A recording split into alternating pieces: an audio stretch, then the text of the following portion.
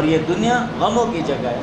قرآن میں اللہ تعالیٰ فرماتے ہیں لقد خلقنا الانسان فی کبد، تحقیق کے ساتھ ہم نے اس انسان کو پیدا کیے مشقتوں میں۔ اس بات کو مضبوط کرنے کے لیے اللہ تعالیٰ نے قسم اٹھائی، لا اقسم بہذا البلد، میں اس شہر مکہ مکرمہ کی قسم اٹھاتا ہوں، وانت حل بہذا البلد، اور آپ کے لیے اس شہر مکہ مکرمہ میں لڑائی حلال قرار دی جائے گی۔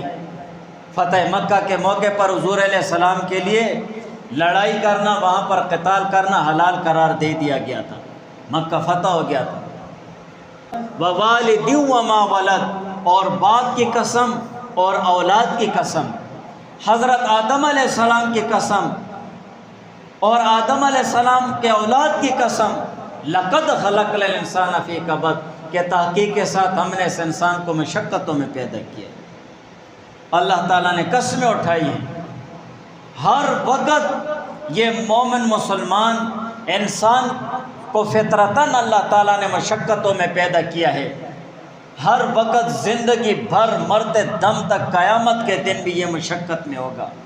پیدا ہونے سے پہلے مشقت میں، مادر رحم ماں کے پیٹ میں بچہ دانی میں محبوس ہوتا ہے، بند ہوتا ہے، تکلیف مشقت میں، پیدا ہونے کی مشقت، پھر ماں کا دودھ پینے میں مشقت، ماں کا دودھ چھڑانے میں مشقت، پھر اپنے زندگی معاش اور جوانی میں بڑھنے کی مشقت، اور اسی طرح اپنی زندگی گزارنے میں، شادی کرنے میں، بچے پیدا کرنے میں، ان کے لیے کمانے میں، ہر وقت مشقت میں ہوتا ہے۔ مرتے وقت بھی مشقت میں، قبر میں بھی مشقت، حشر میں بھی مشقت۔ تو یہ انسان کو اللہ تعالیٰ نے مشقتوں میں پیدا کیا ہے۔ لقد خلقنا الانسان فی کبد، تحقیق کے ساتھ ہم نے انسان کو بڑی مشقت میں پیدا کیا ہے، اور اس میں ایک تنبیہ ہے انسان کے لیے، ایک خبرداری ہے کہ خبردار ہو جاؤ۔ جب انسان کو اللہ تعالیٰ نے مشقتوں میں پیدا کیا ہے، ہر وقت تک دوڑ میں رہتا ہے، مشقت میں رہتا ہے، تو عقل مند مومن مسلمان وہ ہے کہ وہ اپنی مشقت اور تگ دوڑ کو اللہ تعالیٰ کی رضا میں لگائے، اللہ تعالیٰ کی رضا میں لگائے، نہ کہ نفس و شیطان کی خوشی میں لگائے، نفس و شیطان کی تابعداری میں نہ لگائے۔ آپ جو تگ دوڑ اور مشقت اٹھا رہے ہیں اس میں اللہ تعالیٰ کی رضا رکھو، اس میں اللہ تعالیٰ کی خوشنودی رکھو، اس مشقت اور تکلیف پر صبر کرو، اور حضور علیہ السلام کی تعلیمات پر عمل کرتے رہو۔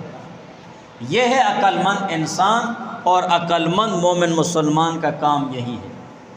تو یہ دنیا مشقتوں کی جگہ ہے، اور اپنی زندگی کا مقصد پہچاننا چاہیے۔ یہ نہیں کہنا چاہیے کہ ہم دنیا میں آئے ہر وقت تکلیف اور پریشانی ہوتی ہے، تو دنیا ہے ہی پریشانیوں کا گھر۔